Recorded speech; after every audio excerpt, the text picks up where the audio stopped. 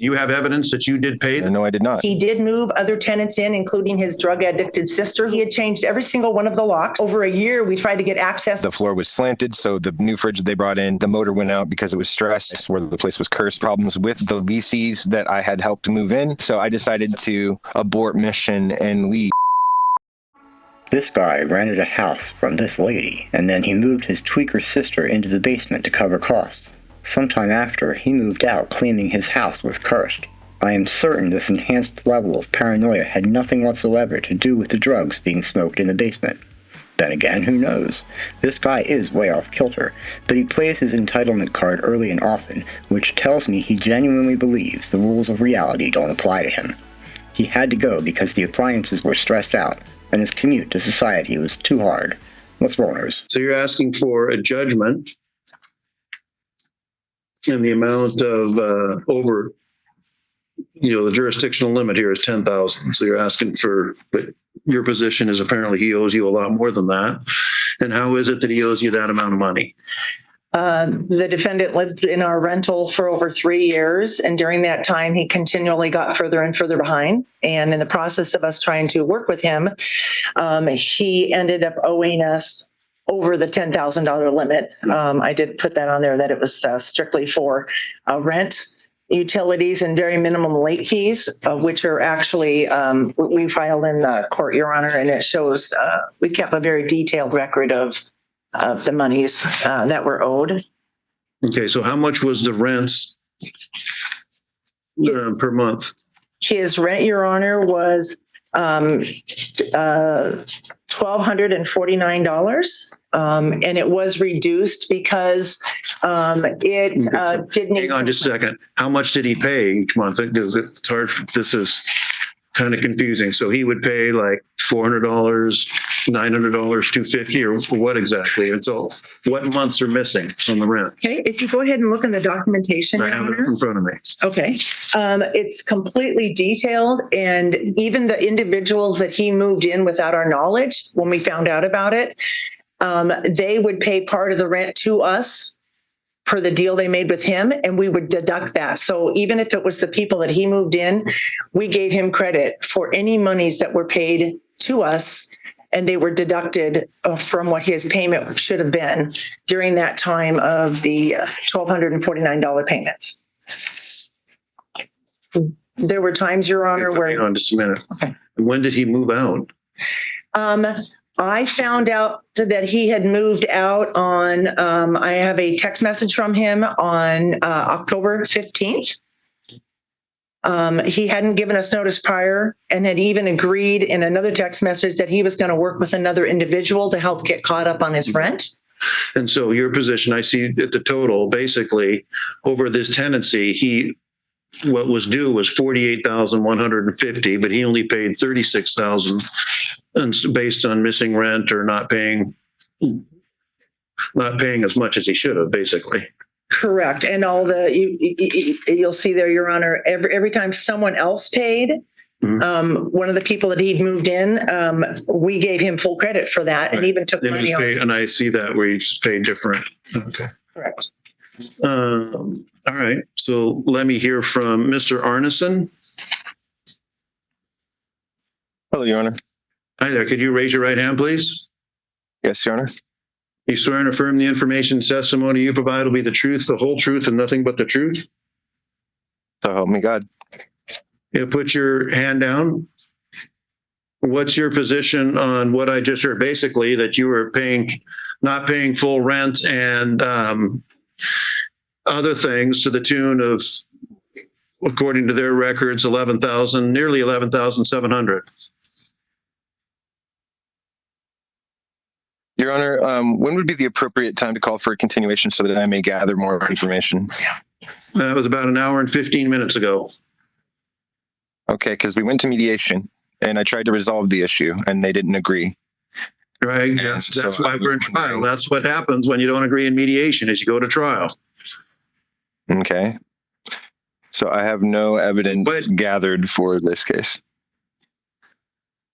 Well, what's your position on that? I mean, Sometimes there isn't any evidence. Sometimes what they're saying is one side is saying is completely true. I mean, do you have evidence that you did pay the things that they're saying you did not pay? Well, That's there's the reasons issue, for is me whether not you paying. paid or you didn't. Yes.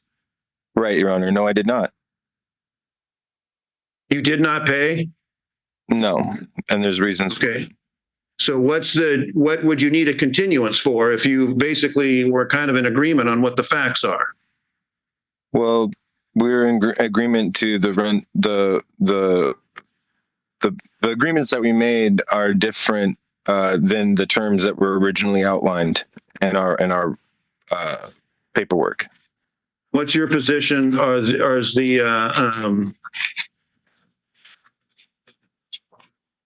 Tell me about that. How has that changed? Basically, from what I'm hearing is basically this was just a rental agreement. You weren't up to date on rents, and Right. They want to get a judgment in that amount. Right. You're saying, yeah, And I did rent, but I expect I'm going to hear something, a reason why you shouldn't have had to pay that. And then when I hear that, I'll ask them what their response is to it. right. So I moved in, and there were a few problems, of course, between job loss, my car breaking down, several things like that did happen through the period of time that I was renting from them, and they did work with me at first, and help. I told them when I do get money, I'll give it to you, and I would. We worked out. Basically, when I had money, I would give it to them, and it wasn't everything all at once, but I would catch up, and then I'd fall behind, and it was just difficult, basically, to get back and forth to society from where we lived. That's neither here nor there. I knew that I was moving out in the middle of nowhere, and I did fall behind quite a bit. There were just things that needed to be done. I had to buy a new fridge because one went out. And all my food went bad, so I had to buy more food. That happened, so they fixed it, but the floor was slanted, so the new fridge that they brought in, the motor went out because it was stressed, and then my food went bad again. Just stuff like this would always be happening there. I swore that the place was cursed, but that's neither here nor there again. But I could not get records of my payments from these guys. I kept on asking them. I also asked them to take care of the black mold in the house, and they said I could take care of it, but that I'm not an expert at that. I don't know exactly how to get rid of it all the way. And then moving people in, I did to help me pay rent. And they did agree, but this was all verbal. I should have had it written down so that we could have it legalized instead of word of mouth. But they did agree to both people being there. Otherwise, I imagine I would have been relinquished from my lease and kicked out because I broke lease. But they did agree. They did take payment from them. And then later on, they moved in somebody I did not agree to. We had problems with the leases that I had helped move in due to drug usage and going crazy and grabbing knives. I had to call the police. I wasn't comfortable living there anymore. They wouldn't move them out. And then they moved in another guy recently, and they basically forced my things out without him being on the lease or me agreeing to him, and damaged my property and just piled it up and threw it in one room. That's when I decided I had had enough. Defamation, talking to people that had no business knowing any of my information, and then spreading lies about me, harassing me repeatedly when I said that I would pay them when I had money, but they would show up when unannounced, and basically breaking lease many different times. The renter's agreement. So I don't feel like I owe all of the money. I do believe I owe them money, but not the full amount that they're asking for due to the hardships that I've had to go through just dealing with living there. That's why I moved out. I'm homeless right now currently because it's a better situation to be homeless rather than live there with the things that I was going through.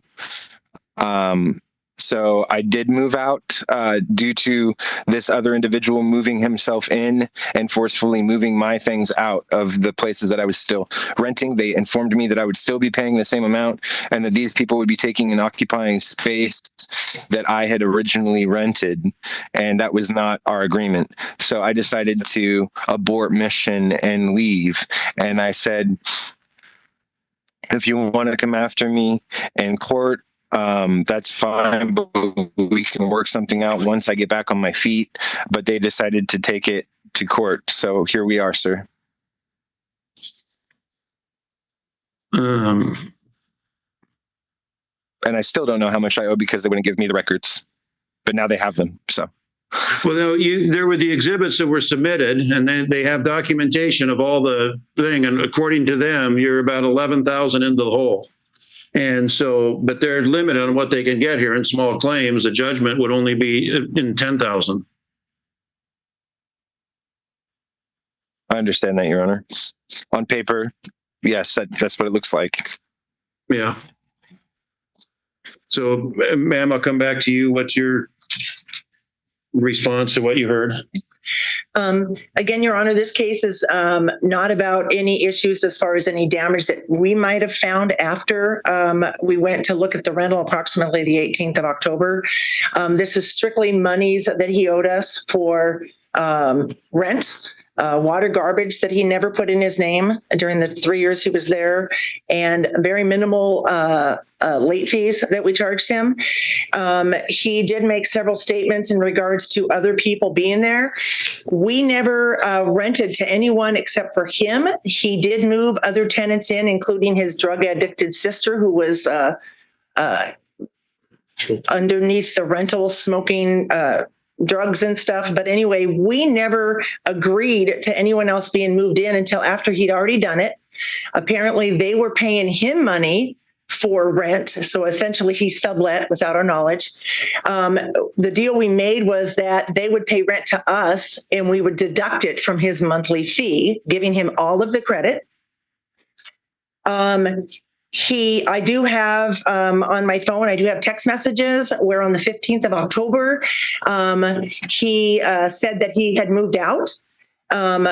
It was only after that we went to the rental. I do have a message on approximately the 7th of October on my phone, which I can provide, where he said, he was going to work a deal out with this gentleman by the name of Benji, so that Benji could help him to pay the monies that he owed towards the rent. We never moved anyone else in. The situations regarding the other people that were there, I don't know exactly what happened, but again, we never agreed, and we told him, then you need to move them out. We never put them on the lease in the first place. It's your responsibility. You're the one that brought him into the rental. And unfortunately, he had changed every single one of the locks. We couldn't have access for over a year. We tried to get access. He would never answer the door and let us in. We did not even get access until I believe it was approximately the 18th or 19th of, and I apologize, Your Honor, I thought I had turned that off. I apologize. Turn my phone off, please. And another thing is, if you look at the addendum to the lease, which I did provide, he was provided with that. He numerous times was provided with the itemized statement that we kept current month to month as to any payments that were made by him or the other people that he sublet to. It clearly says in the addendum to the lease, we were reducing the rent. We reduced it approximately $200 a month because he was going to be, washing the windows and, repainting. And during this over 3-year time, even though we never raised the rent to the original amount, he only painted one bedroom. That's the only thing that ever got done.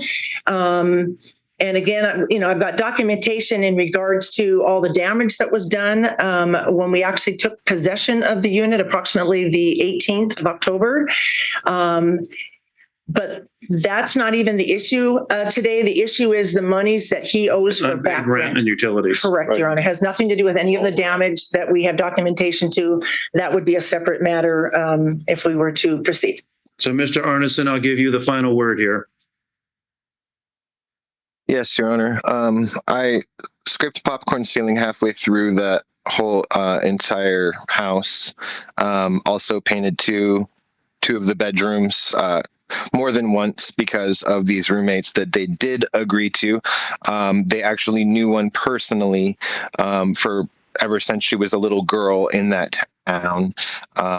This is why I want to subpoena my cell phone records, because what they agreed to and what they're saying here in court are two different things. Also, talking about damage of property, I left that place pristine compared to how I got it. The back door was damaged by a neighbor. That's all that I can imagine that they're talking about in all reality.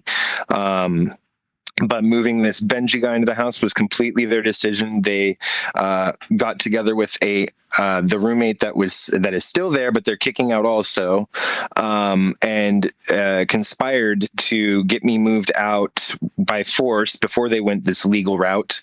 And Benji came and literally took the lock off the door due to another rentee from another property coming in and doing so, which was completely illegal, but that's okay.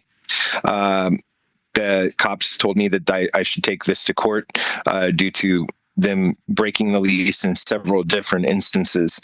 I had just had enough after that. I thought we had worked out something, and I was going to pay them as soon as I had this job that I have right now.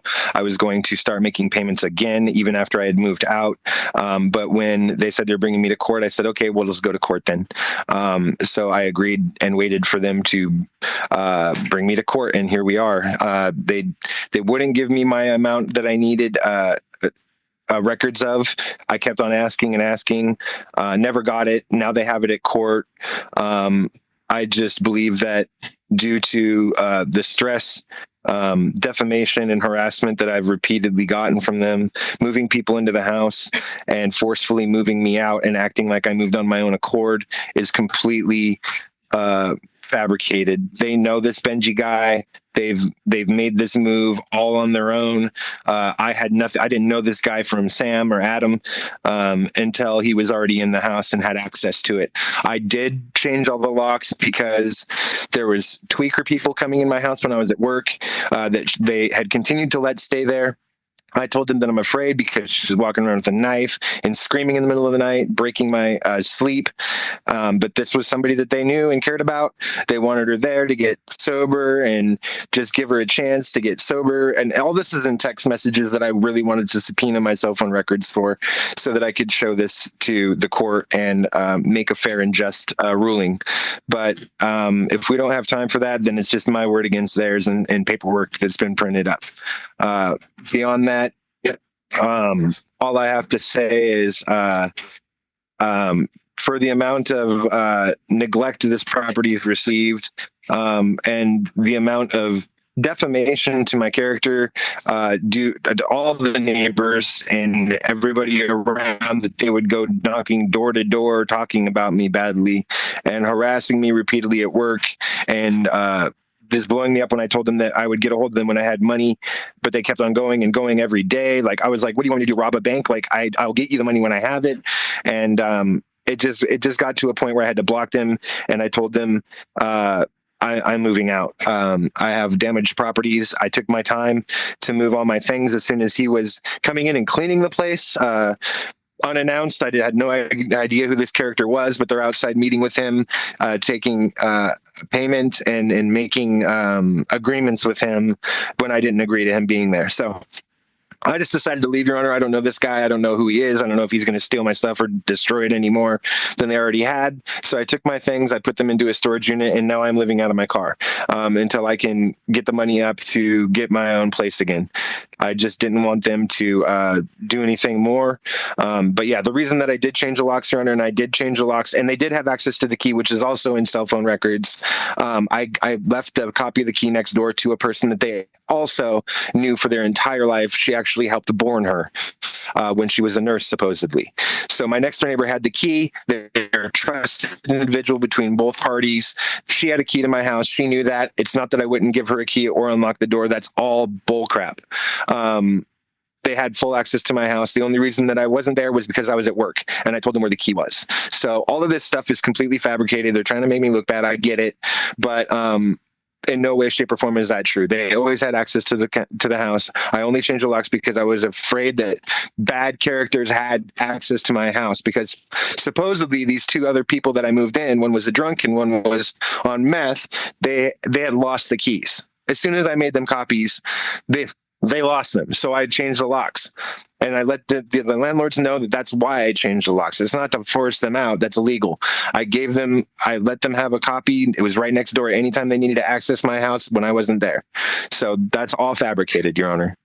Anyway, that's all I have to say. If they don't want to make mediation, that's fine.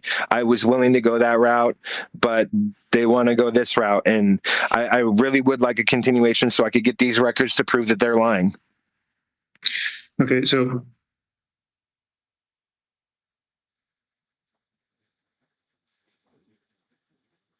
Your Honor. just a minute, ma'am. So the issue there, Mr. Arneson, this is, you talked about a lot of things, but really what this case comes down to is whether or not the rent and utilities were paid or not. That's it. And all this other stuff about changing the locks and, who moved who in, that's not really, relevant or germane to what the issue is. And early on, you didn't seem to dispute that, a lot of the stuff that you were required to pay didn't get paid. And it's been well documented by them that I'm looking here right now that, and they mark each, they go by month on what was supposed to have been paid, what was actually paid, and what was left unpaid. And there doesn't seem to be any real dispute about that. And so based on all of that, based on the documentation that they've presented, I am going to find in their favor. Did you get a service fee? I didn't see one on there. Did you have to pay someone to get him served? I did, but because I was at the limit, I didn't know if that could be added on or not, Your Honor. Is there a receipt for that? And how much was it? I don't have one, and that's actually not even a concern at this time to us. So a judgment's going to enter in the amount of $10,000, and then there'll be a $50 filing fee, and the total amount is $10,050. And again, I want to be clear, that's for unpaid rent and unpaid utilities, basically. And that's going to be my decision in this case. And you can get a copy. You can get a copy of it right now since you're here. And Mr. Arneson, you can get a copy of it off the district court website. And there's nothing to stop you from entering some sort of agreement to make payments on that. Otherwise, it'll be, their responsibility, as I said before. I mean, it's just a judgment entered, and that's it. Right. So you're free to go, Mr. Arneson. We'll give you a copy of that. Once you get that, you're free to go. Thank you. Thank you, Your Honor. Thank you, Your Honor.